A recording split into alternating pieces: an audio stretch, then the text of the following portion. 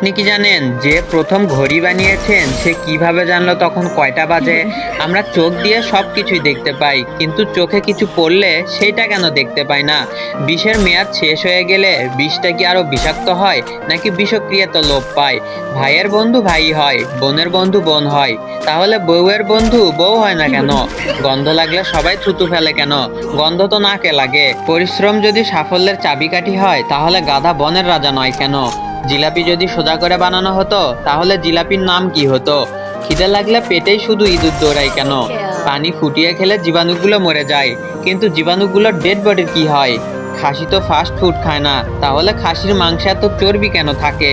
মশা নিজের ঝুঁকি নিয়ে আমাদের রক্ত খেতে আসে, কিন্তু কোনো ঝুঁকি ছাড়া মাংসের দোকানে পড়ে থাকা রক্ত খায় না কেন? যাদের মেমোরি লস হয় তারা সব ভুলে যায়, কিন্তু নিজের ভাষা মনে রাখে কিভাবে? আসলে কি ভাই, এগুলো তো আমিও জানি না।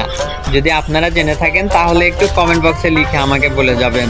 By bye, tata, take care of, আল্লাহ হাফেজ।